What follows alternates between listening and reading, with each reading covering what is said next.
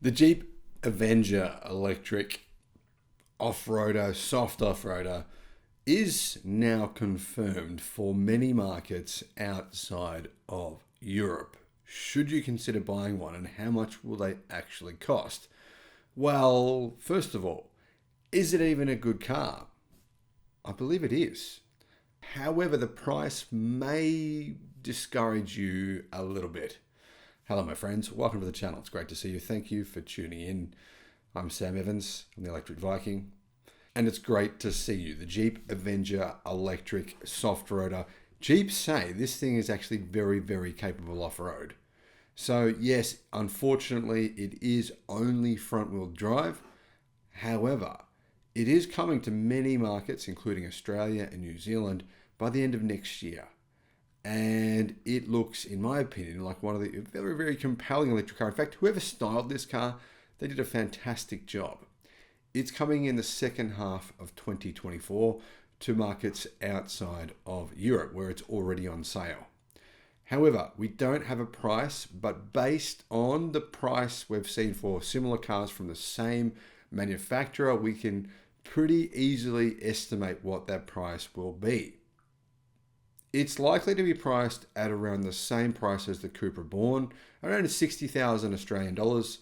So if you're in New Zealand, guys, probably just over $60,000. If you're in other countries around the world, just equate it to around about 40,000 US dollars. Does that make it good value? Well, it will qualify for incentives because of the price. Well, at least in Australia. Good value? Probably not when you consider the range you're getting for that price. But we'll get to that in a second. The Avenger is powered by a single electric motor, putting out 115 kilowatt and 260 newton meters. Not a lot of power and torque, to be fair. And it has a 54 kilowatt hour lithium ion battery pack. I believe it's an NCA chemistry, so a ternary battery pack, not a lithium ion phosphate battery. It gives the car a range on the WLTP, so close enough to the real world cycle, of 400 kilometers. The battery can be charged at a maximum speed of 100 kilowatt when using DC charging.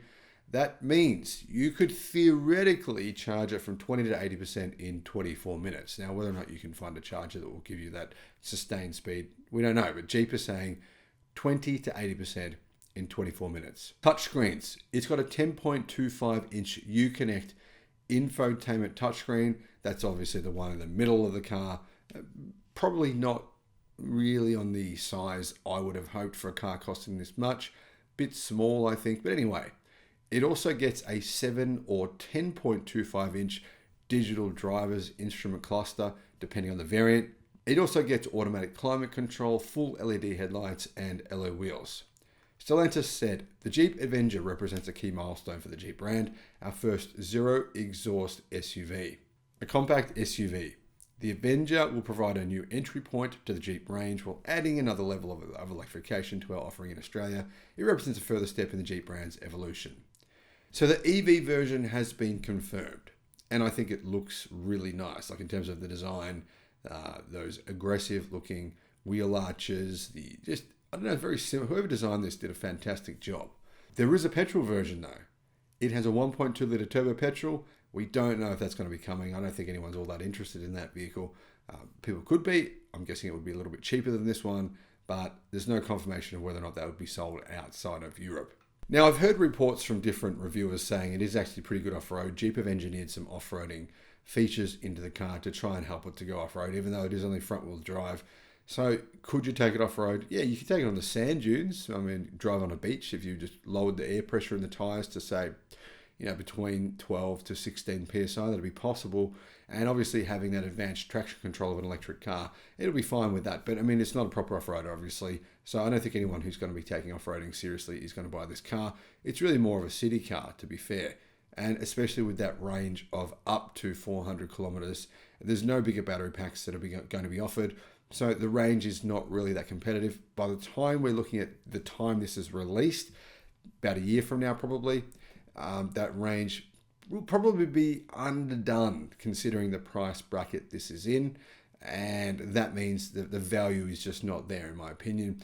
By the time this car hits the market, we're going to have a number of competitors probably supplied with new battery technology offering higher energy density and longer ranges. Battery pack prices have come down over the last 6 months. If that's not being reflected in the overall price to the consumer, then that company will suffer in terms of sales.